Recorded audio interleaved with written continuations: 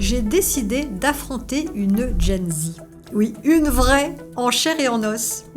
On dit que les juniors et les seniors sont différents. Ils auraient un rapport au travail différent, une vision de la vie différente. En fait, je pense qu'aujourd'hui, d'après moi, ce que je vois et ce que je ressens avec les gens de mon âge qui entreprennent, c'est qu'on a cette volonté de se poser des questions sur qu'est-ce qu'on veut vraiment. Tu vois, tu parlais de la question du sens. Et de se dire qu'on va arrêter d'écouter tout ce qu'il faut faire, de rester dans le cadre. Et on veut s'écouter vraiment. En fait, moi, ce qui m'anime dans l'entrepreneuriat, c'est le fait de grandir tous les jours, d'apprendre, de m'améliorer et de me dire qu'en fait, dans 10 ans, je serai une personne totalement différente. Si tu veux réussir, il faut vraiment travailler très très dur et de ne pas dormir, ne plus avoir de vie sociale. Et en fait, tu te rends compte que pas du tout. Et heureusement d'ailleurs que c'est pas comme ça, parce que sinon, en fait, ce serait à quel prix, quoi. Et vous là, dirigeants, DRH, managers, ça vous dirait de faire le pari du parler vrai, de refuser les tabous et le convenu? Bienvenue sur L'Impertinente, le podcast qui change le monde du travail pour le meilleur, une vérité à la fois. Je suis Frédérique Gesque, manager, dirigeante depuis 35 ans, conférencière professionnelle, auteure, fondatrice du cabinet d'accompagnement des transformations et des dynamiques intergénérationnelles USCOA. Et j'ai décidé de devenir avec vous impertinente. Parce que la réalité du travail dépasse souvent la fiction. Parce qu'on peut parler de choses sérieuses sans se prendre au sérieux. Je questionne les évidences. Je dis tout haut ce que d'autres pensent tout bas. J'ose la sincérité pour transmettre et impacter. Et je vous propose d'explorer ensemble un monde du travail intergénérationnel et durable. Avec mes invités, dirigeants engagés ou experts renommés, et dans mes capsules d'expertise, nous ouvrirons le champ des possibles. Nous allons explorer et proposer de nouvelles recettes pour réconcilier les générations, adresser les enjeux de transformation, développer engagement au travail et performance de vos organisations. J'espère que vous êtes toutes et tous prêts, parce que ça va décoiffer. C'est parti. Bonjour Jade. Salut Frédéric. Merci d'avoir accepté cette battle intergénérationnelle. Quand tu penses à ma génération, quels clichés te viennent en tête ? Alors, déjà merci Frédéric, je suis hyper contente d'être là aujourd'hui avec toi sur le podcast, d'autant plus que c'est un sujet hyper intéressant que j'ai jamais encore abordé, donc c'est cool de pouvoir se confronter à ça. Quand je pense aux clichés, alors c'est vrai que moi j'ai un peu la vision, tu sais, des 30 glorieuses, ou alors vraiment la société de consommation, vraiment pas du tout d'entrepreneuriat, et c'est plus, on va dire, on écoutait ce que nos parents nous disaient, pour moi, et on se posait pas trop de questions, et en fait il fallait faire rentrer dans les cases. Et c'est comme ça que je vois un petit peu ta génération à toi avant, et du coup beaucoup moins axé entrepreneurial que plutôt maintenant, où on voit que maintenant tout le monde veut être entrepreneur, en fait limite c'est devenu une mode. Et c'est vrai que moi je côtoie, enfin tous les adultes on va dire que je côtoie ou qui sont pas de ma génération, ils sont très peu entrepreneurs, souvent ils ont des gros postes, ce genre de choses ou autre, mais pas forcément dans les entrepreneurs qui m'entourent aujourd'hui, qui ont mon âge. Donc finalement, on est un petit peu poussiéreux quand même, non ? Non, pas jusque-là. Non, j'irais pas du tout poussiéreux. Mais moi, c'est pas un écosystème que je rencontre forcément trop souvent, tu vois. Et moi, tu vois, si je devais résumer ta génération en quelques clichés, on va dire, moi, je dirais que cette génération des jeunes, c'est un peu une génération qui a perdu le sens, en fait, le sens du travail, parce qu'il paraît que c'est difficile de vous faire bosser aujourd'hui. Vous avez plus beaucoup d'ambition. Vous avez une espèce de vision idéalisée du travail encore hors sol. Tu vois, encore cette semaine, une de mes clientes me racontait que ses managers ne savaient plus du tout comment faire avec les plus jeunes, qui, selon eux, en fait, faisaient comme s'ils bossaient pour une ONG, en fait, et oubliaient qu'ils étaient dans une entreprise et qu'il fallait aussi qu'il y ait des objectifs et de la performance. Donc c'est vrai que si je voulais aller dans le cliché, je dirais que peut-être ce serait une génération qui vit un peu dans le strass des réseaux sociaux, tu vois, et les strass plutôt, comme celle de mes lunettes. Comme celle de tes belles lunettes. Voilà, les strass des réseaux sociaux et qui, du coup, finalement, se rendent plus bien compte de la vraie vie et des contraintes de la vraie vie. Ça commence pas très bien. Hein. Ça commence pas très bien. Non, en fait, je pense qu'aujourd'hui, d'après moi, ce que je vois et ce que je ressens avec les gens de mon âge qui entreprennent, c'est qu'on a cette volonté de se poser des questions sur qu'est-ce qu'on veut vraiment. Tu vois, tu parlais de la question du sens. Et de se dire que on va arrêter d'écouter tout ce qu'il faut faire, de rester dans le cadre. Et on veut s'écouter vraiment. Et je pense qu'il y a ce besoin d'avoir de l'impact par soi-même. Et tu vois, et de se dire, j'ai plus envie de travailler pour quelqu'un. Enfin, il y a beaucoup de gens encore qui sont employés, heureusement. Mais d'avoir envie d'avoir son vrai impact. Enfin, moi, je sais que c'est ça qui me drive personnellement. Enfin, je sais pas toi, tu vois, vu que t'es aussi jeune entrepreneur, qu'est-ce qui te drive aujourd'hui ? C'est c'est vrai que quand on regarde le sujet du rapport au travail, moi, quand j'avais ton âge, mes parents, ils n'avaient qu'un seul but, c'était que je décroche le CDI. Ouais. C'était, voilà, et que je monte les échelons, effectivement, dans l'entreprise. Et c'est vrai que c'était un peu amusant, parce que finalement, moi, j'avais déjà beaucoup la bougeotte. Je me voyais vraiment pas rester 40 ans dans la même boîte, contrairement à ce qu'on dit souvent de ma génération, en fait. Et là, quand tu dis ils ont des gros postes, parce qu'ils sont, voilà, ils ont grandi dans la boîte. Et moi, je changeais de boîte, je changeais de poste tous les 2-3 ans. Mais c'est vrai qu'à chaque fois, mes parents étaient terrorisés. Et je me souviens, ils me disaient, mais pourquoi tu veux changer? T'as déjà un CDI. C'est la sécurité, en fait. Voilà, c'est ça. Il fallait vraiment être... voilà, c'était le Graal de l'époque. Et réussir, c'était aussi le Graal. Donc réussir, c'était monter les échelons. Voilà, et c'est vrai qu'à l'époque, moi je me souviens, je savais pas trop, c'était réussir ma vie, réussir dans ma vie. Tu vois, tout ça se mélangeait un peu. La réussite sociale, en fait, était très importante. Je pense qu'on était on avait toujours cette attente, en fait, et même cette autorisation, enfin cette influence il faut souffrir pour réussir, en fait. Ça, c'était pas très grave que le travail soit une souffrance quelque part. Il fallait tout donner pour la réussite. Mais travail, ça veut dire souffrance en plus, l'étymologie. Ouais. Donc c'est vrai que c'est resté ancré. Ouais. Mais je pense qu'aujourd'hui, on se dit, j'ai plus envie d'écouter forcément tout ce qu'on me dit, comme quoi de garder cette croyance que le travail, ça doit forcément être une souffrance.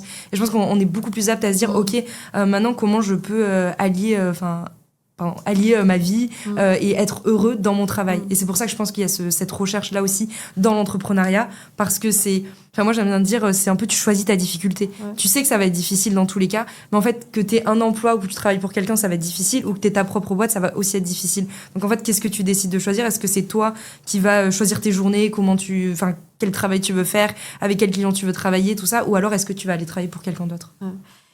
Et cette recherche d'impact aussi personnel, individuel, le sentiment que j'ai, c'est qu'elle est arrivée aussi au fil des années. C'est peut-être aussi un sujet d'époque qui a bougé, parce qu'aujourd'hui, moi, quand j'échange avec des entrepreneurs seniors, parce qu'il en existe, on en reparlera certainement tout à l'heure, ou même avec des seniors qui sont en entreprise, aujourd'hui, il y a beaucoup cette recherche de sens, d'impact, d'utilité qui s'exprime, mais qui finalement n'est pas réservée aux plus jeunes. Ouais. Et quand je me reporte un peu dans le passé, je me dis qu'on avait peut-être aussi d'autres choses à créer avant. Et alors, nous, en plus, on est des femmes. Et moi, je me souviens beaucoup avoir eu toute cette période dans les années 90. Moi, j'ai commencé à bosser en 1990. Et en fait, il y avait aussi ce côté un peu working girl, qui était très nouveau, en fait, faire carrière. Il y avait même un film, je me souviens, qui s'appelait Working Girl. Et donc les nanas, avec les tailleurs, on nous mettait des épaulettes, même aux tailleurs, tu vois, pour faire plus masculin. Et donc, la réussite passait, tu vois, par ça. Et donc, on se posait peut-être moins ces questions-là, parce qu'on était dans ce scope de... Tu voulais rentrer un peu dans réussite, ce modèle-là. Oui, en fait, réussir sa vie, c'était faire carrière, gagner de l'argent. C'était l'époque de Séguéla, de la Rolex, avant 50 ans, etc. Tu vois. Mais c'est ça. Et ça a bougé aujourd'hui. Et finalement... moi, aujourd'hui, si je suis entrepreneur sur le tard, c'est pour les mêmes raisons que toi, en réalité.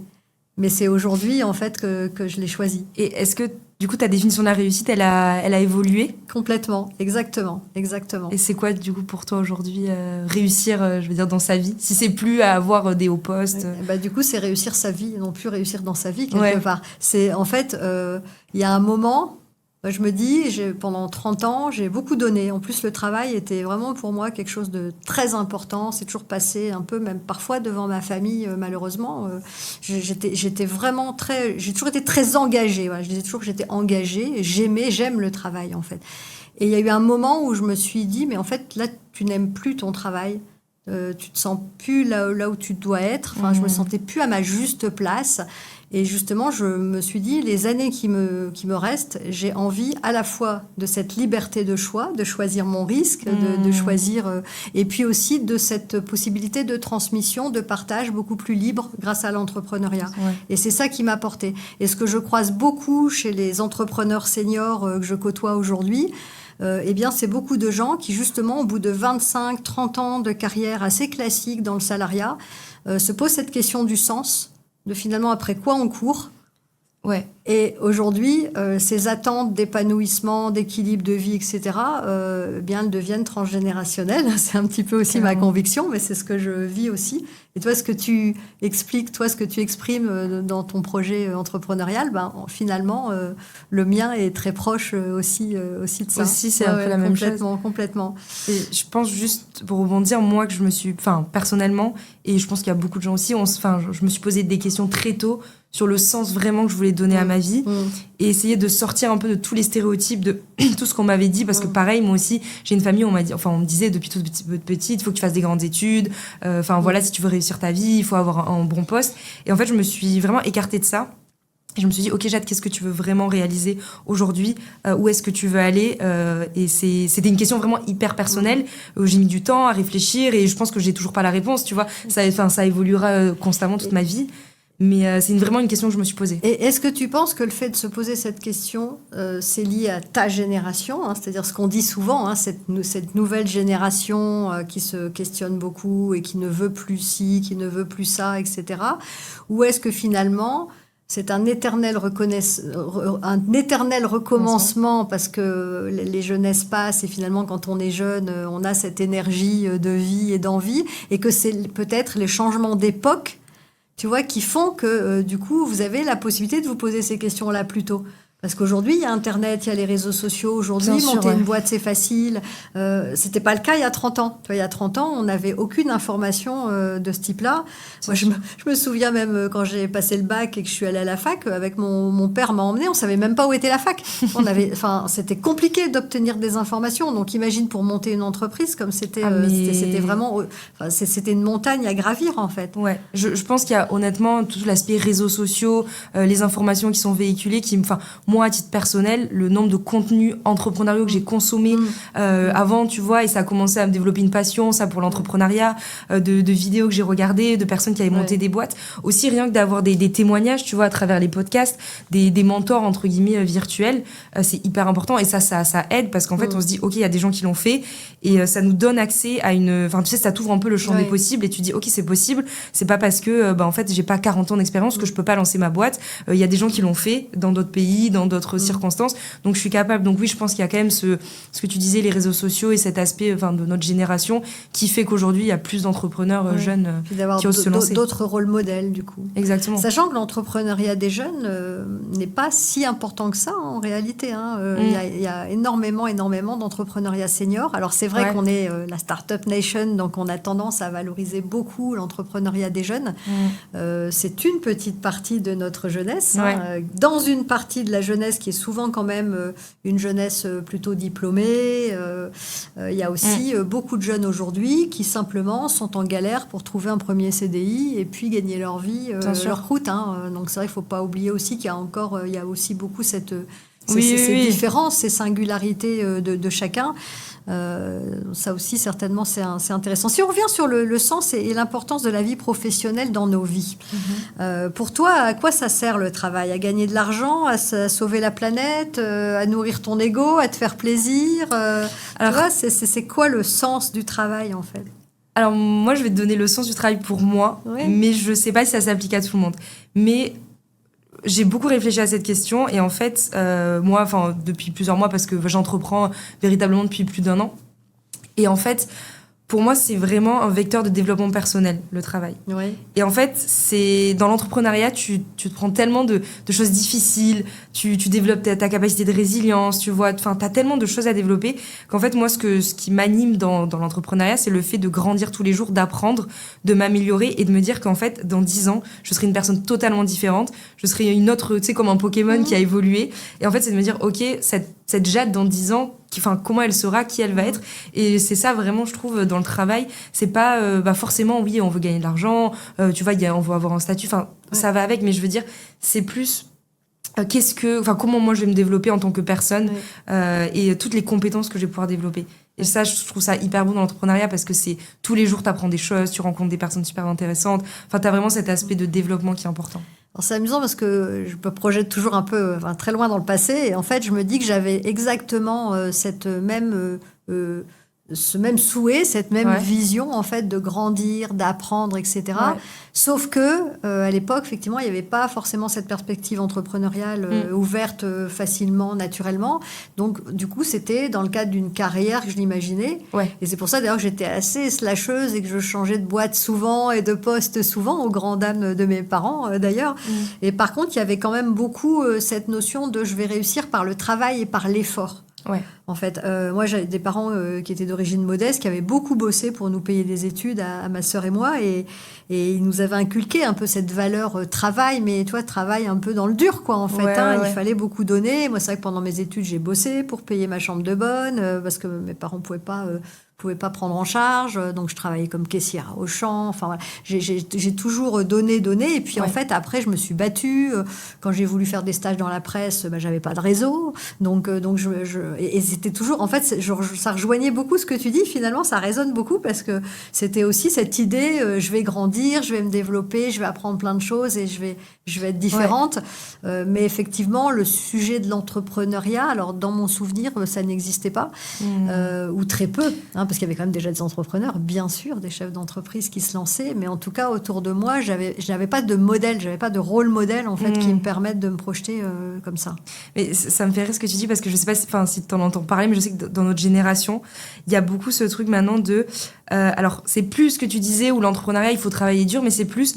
tu sais, tu connais peut-être la Miracle Morning, où tu te réveilles à 4h du matin, tu prends une douche froide. Oui. Non, mais voilà, et aujourd'hui, il y a eu cette mode un petit peu de se dire, ok, si je veux être entrepreneur et que je veux réussir, selon ses critères, hein, mais il faut que j'ai une vie super dure et tout. Et maintenant, il y a des preuves totalement contraires, tu sais, du slow entrepreneuriat, où tu peux avoir un mode de vie équilibré, pas forcément travailler 13 heures par jour pour pouvoir réussir et gagner bien ta vie, être heureux, épanoui. Donc c'est vrai qu'il y a, nous, je trouve, dans notre génération, il y a eu vachement ce truc de si tu veux réussir, il faut vraiment travailler très très dur et de ne pas dormir, ne plus avoir de vie sociale. Et en fait, tu te rends compte que pas du tout. Et heureusement d'ailleurs que c'est pas comme ça, parce que sinon, en fait, ce serait à quel prix, quoi. Parce que finalement, même sans entrepreneuriat, moi j'ai beaucoup bossé, beaucoup souffert. Quand j'y réfléchis, j'avais tout le temps des objectifs, augmenter mon salaire, changer de poste, devenir DG à partir de tel âge. J'avais toujours cette volonté, en fait, d'y arriver. Et c'était aussi un peu, la souffrance, c'était un peu normal, quoi. Et moi, pour le coup, c'est vraiment, là, si aujourd'hui je suis entrepreneur à mon âge avancé, à la seniorité, c'est vraiment parce que je ne voulais plus souffrir, je ne voulais plus dépendre d'un conseil d'administration, de personnalités avec lesquelles j'avais pas forcément envie de travailler, et j'avais envie de créer mon travail et de porter ma propre voix en liberté et de trouver cet épanouissement, alors peut-être pas tout à fait la slow life, je me soigne, mais je suis assez loin. 21h là, donc je pense pas que ce soit la slow life. Je suis encore un peu loin de la slow life, mais en tout cas de pouvoir développer mes propres projets et pas les projets des autres. Ne pas arrêter de représenter quelqu'un d'autre, mais pouvoir porter ma voix unique, telle que j'ai envie de la porter, travailler avec les gens avec qui j'ai envie de bosser, choisir mes clients, choisir mes sujets, et puis cette notion de transmission et de partage aussi. Toi, tu as la notion peut-être plutôt de grandir, c'est normal, et moi plutôt de partager ce que j'ai déjà appris, parce que j'ai mon expérience. C'est ce que j'allais dire, et je trouve ça intéressant, parce que est-ce que toutes ces années d'expérience que tu as eues avant, pour toi, c'est quand même quelque chose qui te sert aujourd'hui dans l'entrepreneuriat? Parce que moi, par exemple, j'ai pas eu, tu vois, d'années d'expérience avant, je me suis lancée directement. Et donc, j'ai pas tout ce bagage-là avant. Mais je me dis que quand on l'a eu, en fait, ça doit te servir quand même au quotidien. Alors, c'est certain que l'entrepreneuriat à la seniorité, on va pouvoir prendre appui sur un certain nombre d'atouts. Et je l'ai même vérifié parce que j'ai eu la chance de m'occuper de prendre en charge, de réaliser l'étude que BPI France a fait l'année dernière sur l'entrepreneuriat des seniors, des plus de 50 ans. Et donc, j'ai interviewé énormément d'entrepreneurs et de chefs d'entreprise seniors, notamment dans mon réseau du passé, de chez Réseau Entreprendre, etc. Et en fait, qu'est-ce qu'on a vu? On a vu ce que je vis moi, c'est-à-dire que, effectivement, l'entrepreneuriat, finalement, n'avait pas vraiment d'âge. C'était surtout un état d'esprit, une personnalité, une façon d'être, une manière de voir la vie, que 2, effectivement, l'expérience, le vécu c'était des atouts aussi monumentaux. Parce que on a appris, on a déjà connu des difficultés, des échecs, on a déjà appris la résilience. Bien sûr. On a une capacité peut-être aussi à prendre du recul, tu vois, à prendre de la hauteur parce que justement on a déjà un vécu. Parfois on a du réseau, encore là je mets un petit bémol parce que moi je me suis rendu compte que mon réseau ne m'avait pas fait travailler quand j'ai lancé ma boîte en réalité, alors que tout le monde m'avait dit t'as un super réseau, toi tu peux y aller, etc. Non, c'est pas si simple, mais en tout cas ça nous donne en tout cas de la confiance aussi pour y aller. Après, encore faut-il dépasser les croyances et les stéréotypes qui pèsent sur les seniors. Ça, c'est l'autre sujet. Moi, je vois beaucoup de gens autour de moi qui n'osent pas à ça. parce que les préjugés. Ben oui, alors moi, quand j'ai annoncé que je quittais mon dernier CDI pour monter mon activité, mais qu'est-ce que j'ai pas entendu autour de moi ? Tu es folle à ton âge, c'est vrai. Mais tu ne retrouveras jamais de boulot, tu vas jamais y arriver. Entrepreneur maintenant, oh mais n'importe quoi.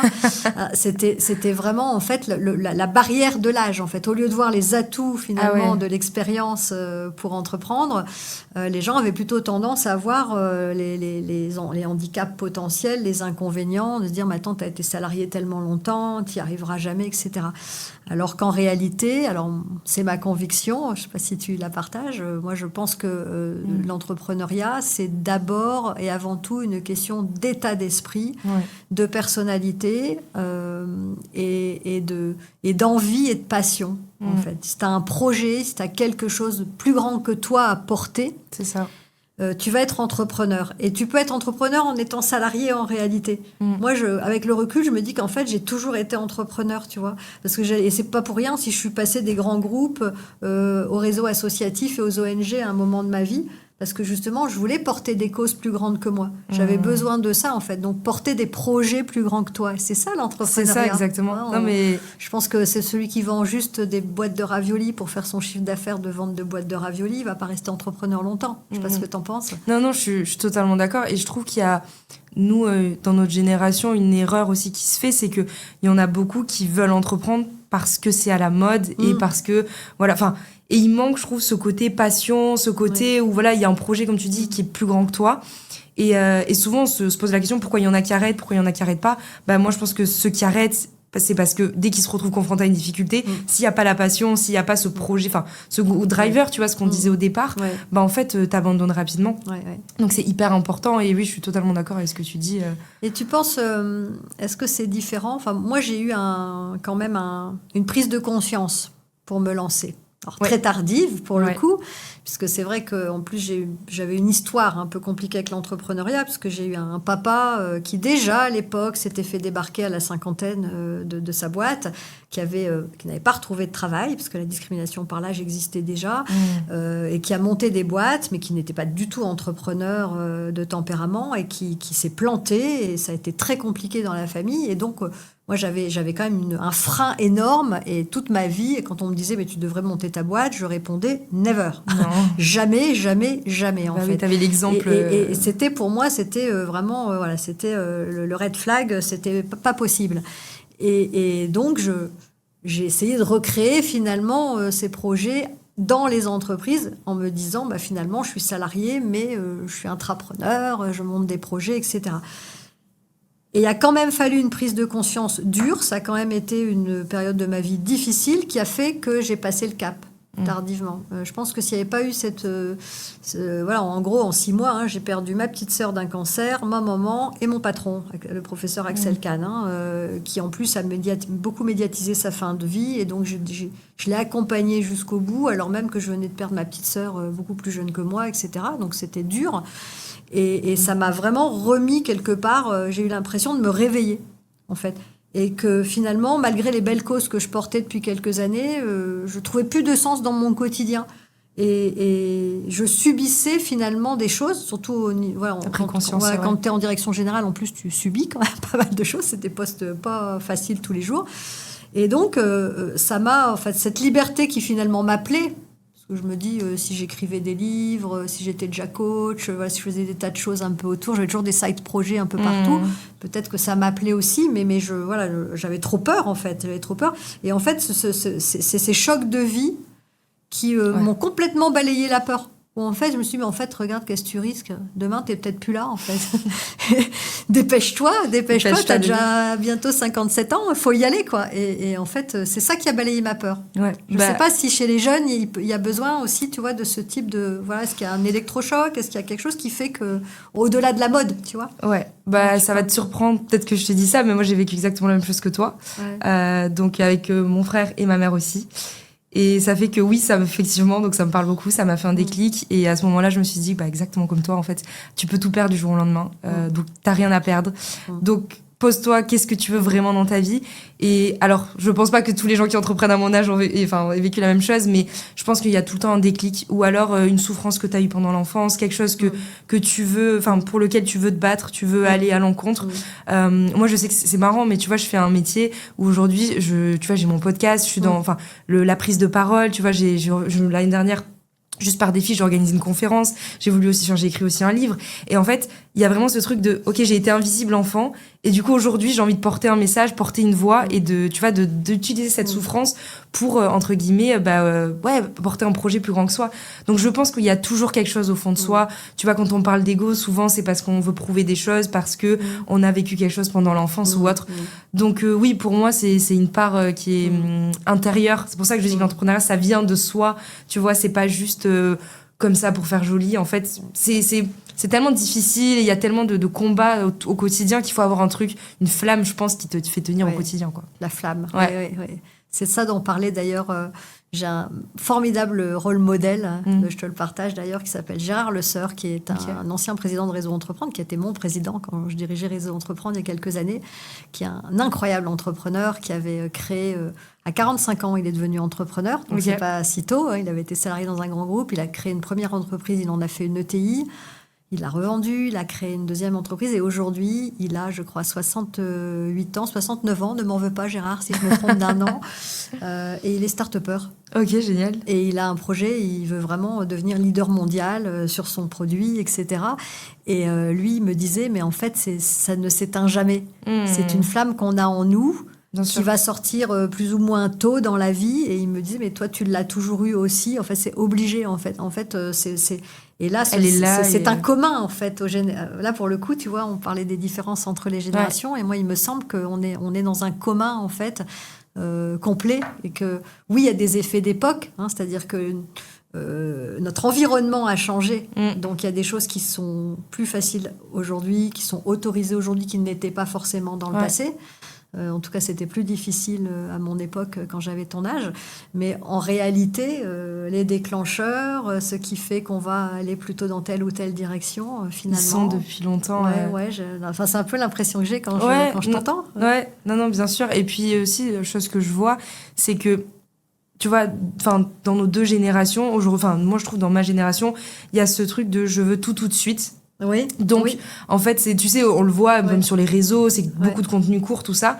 Et je pense que ça joue beaucoup aussi. Et en fait, toi, c'était peut-être moins ça avant. Donc, on prenait plus le temps de se dire, OK, je vais construire petit à petit. Aujourd'hui, on veut de suite, tu vois, se dire, OK, j'ai réussi. Mais c'est pas forcément bon, je trouve, de vouloir tout de suite parce qu'on est frustré quand ça arrive pas. Et en fait, je pense qu'il faut prendre le temps aussi. C'est un peu comme quand t'arroses une fleur, elle va pas pousser d'un coup. Ça prend du temps, quoi. C'est peut-être pour ça que parfois on dit que c'est une génération un peu gâtée. C'est vrai qu'on a eu cette accélération du temps très forte ces dernières années avec les outils techno, etc., avec les réseaux sociaux, effectivement, qui ont tout accéléré pour tout le monde. Et moi, je l'ai vécu pareil, en fait. Je l'ai vécu ces dernières années, toujours plus vite, etc. Oui, t'as dû le ressentir. Et même quand j'ai démarré il y a 3 ans mon aventure entrepreneuriale, quand j'ai créé Uscoa, j'étais dans cette démarche-là, en fait. J'étais mais à fond. Et d'ailleurs, mon mari était désespéré parce qu'au bout d'un mois, il me dit, mais attends, il me dit, c'est pas possible. Tu me dis que tu quittes le salariat pour te faire plaisir et c'est pire que tout, quoi. Tu bosses 24/24, il y a plus de pause du tout, etc. Et en fait, j'ai mis du temps à intégrer ce besoin que j'avais aussi de ralentir. Tu parlais de slow life, etc. Moi, c'est quelque chose que j'apprends, en fait. T'es en train d'apprendre. Oui, jamais trop tard pour bien faire. Mais tu dois remarquer que ça marche mieux, non, quand t'es plus tranquille. Mais oui, exactement. Plus sereine, d'être moins sur le qui-vive en permanence. Et moi, j'ai travaillé pendant 30 ans à fond. à fond, sans la pédale sur l'accélérateur en permanence. D'ailleurs, je suis allée dans le mur plusieurs fois, hein. J'ai eu des échecs. J'ai quitté des postes que j'aimais parce que j'étais allée trop vite, trop loin, etc. J'étais trop pressée, je voulais toujours plus. Ah, d'ailleurs, c'était mon mantra, c'était toujours plus. Toujours plus. Et tu vois, et pourtant, c'était il y a 30 ans, il y a 20 ans, il y a 15 ans. Hein, c'était pas aujourd'hui. Donc, même avant l'accélération des outils, j'étais déjà dans le toujours plus. Et donc, finalement, tu vois, je me dis, à la fois, il y a un sujet de personnalité, certainement, comme tu dis aussi, de parcours de vie, parfois d'électrochocs ou de choses qui nous font réfléchir. Et puis, il y a les époques qui créent aussi des changements, des opportunités, qui créent aussi des risques et des dangers. Hein. On voit bien aujourd'hui avec les réseaux sociaux ce risque de perdre l'esprit critique, en fait, qu'on voit aussi chez les plus jeunes, etc. Enfin, ça fait aussi réfléchir. Pour toi... qu'est-ce qui est essentiel dans la vie ? Si tu devais classer tes priorités, tu vois, liberté, réussite, amour, amitié, enfin, je sais pas. Qu'est-ce qui, pour toi, en fait, est vraiment l'essentiel ? Alors, c'est un classement qui bouge beaucoup. Ouais. Mais je pense que déjà, il y a vraiment, personnellement, cet aspect liberté. Où moi, c'est pour ça que j'ai jamais... j'ai entrepris directement... à la sortie parce que en fait j'étais là, j'ai besoin de, je supporte pas devoir travailler pour quelqu'un, tu vois, j'avais déjà fait des stages en école de commerce et je supportais pas, ma personnalité faisait que je pouvais pas faire ça. Après il y a vraiment l'aspect relation qui est hyper important, j'ai beaucoup omis, tu vois, pendant le passé, et en fait je me suis rendu compte que sans les autres t'étais rien, t'avais besoin des autres pour te construire, et ça c'est hyper important, et je trouve que c'est difficile à calibrer, surtout tu vois, je te demandais tout à l'heure, est-ce que t'as beaucoup d'entrepreneurs autour de toi, parce que je trouve que moi, quand je suis pas entourée d'entrepreneurs, c'est difficile parce que les gens comprennent pas forcément ce que tu fais. Donc, tu peux être mis à l'écart facilement. Donc, c'est pour ça que je m'entoure de beaucoup d'entrepreneurs, de gens qui sont passés par là où je passe aussi. Comme ça, ils te guident, ils te permettent tu vois, d'avancer. Ça, c'est hyper important. Mais en premier, je mettrais vraiment l'aspect liberté, l'aspect amitié, relation. Et après, le travail englobe tout ça, tu vois, au final, parce que je lis un petit peu tout avec. Et quand tu dis c'était pas fait pour moi, en gros, d'avoir des patrons, quoi, d'être dans un carcan, est-ce que tu penses pas que c'est aussi un peu parce que vous allez vite, en fait, et que vous êtes je sais pas, plus exigeant ou moins patient, en fait, que par le passé ? Que par le passé, je sais pas, mais je pense qu'on ose peut-être plus s'assumer, s'affranchir, tu vois, des codes qu'avant. Parce qu'on a plus d'outils, plus de moyens aussi, donc on se donne plus confiance.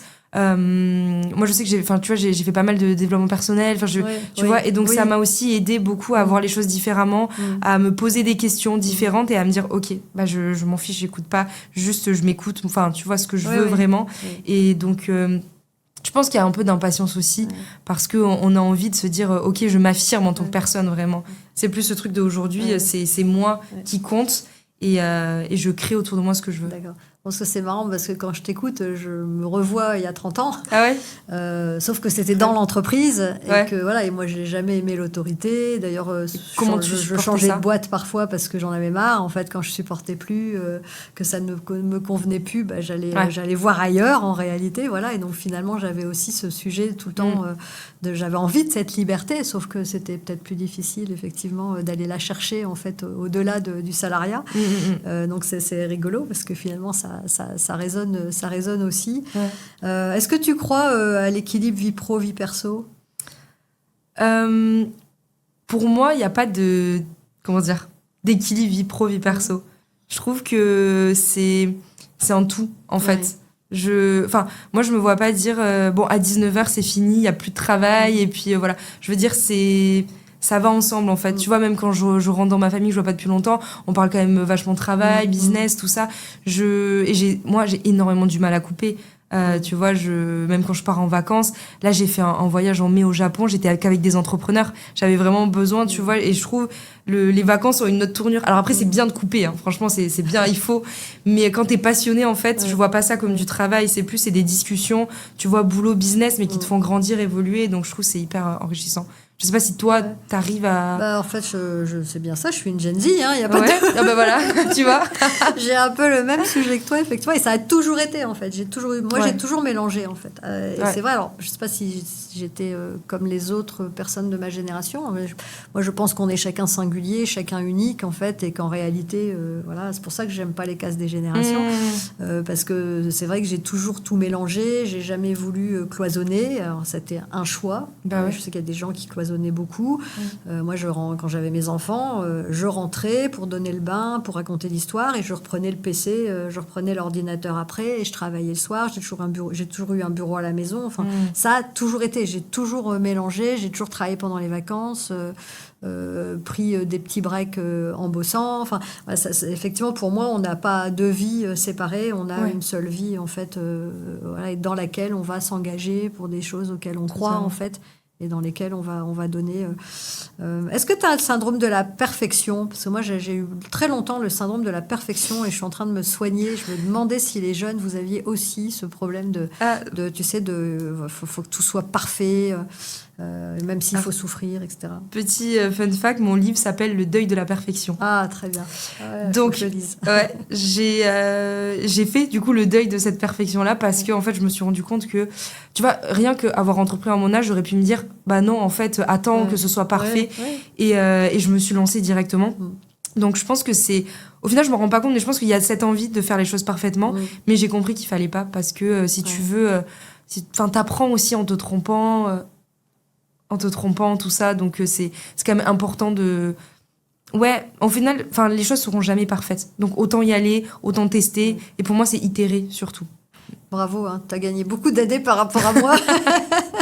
Parce que moi, j'ai lâché ça sur le tard. Donc moi, j'ai créé sur le tard. Donc c'est vrai qu'on a ce point commun quand même. Déjà, on est toutes les deux entrepreneurs. Mais moi, c'est vrai qu'à l'époque, entreprendre, c'était prendre un prêt, acheter des bureaux, faire des cartes de visite, etc. Toi, t'as fait quoi le jour où t'as monté ta boîte?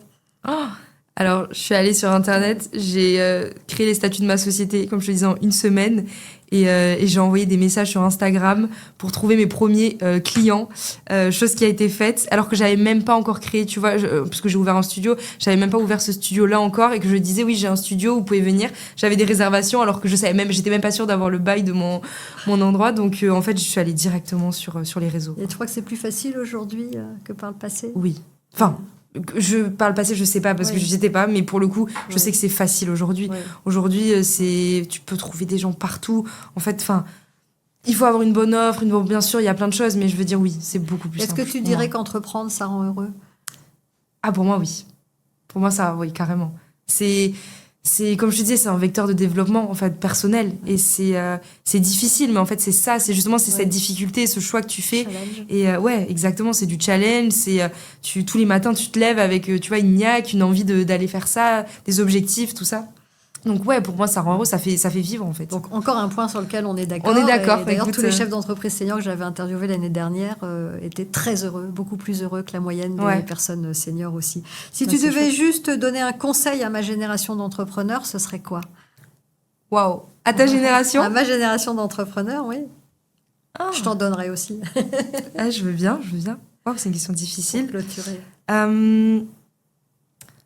Je pense que je dirais...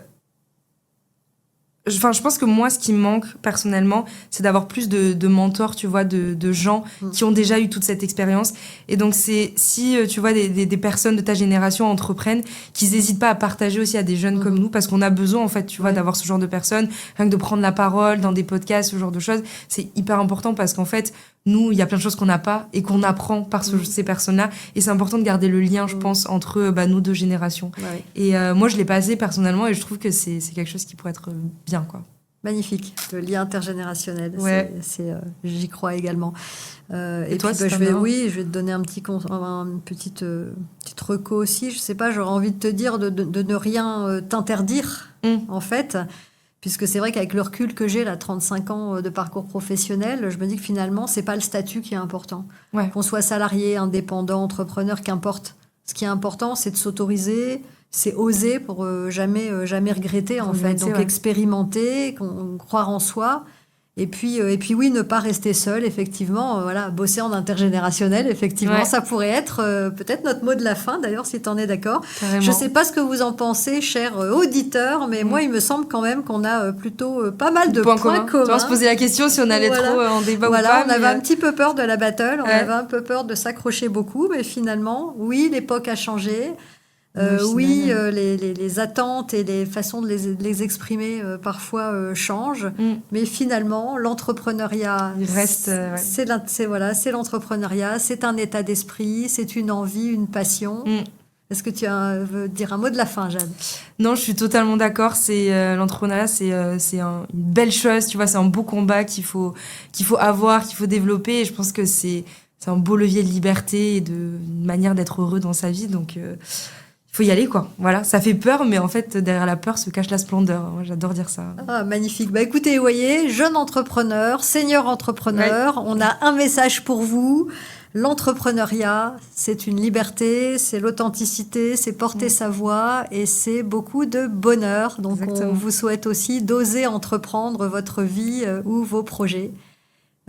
Et si vous avez aimé cet épisode de L'Impertinente, le podcast qui change le monde du travail pour le meilleur, une vérité à la fois, eh bien, n'hésitez pas à continuer à nous suivre et on vous attend. À bientôt.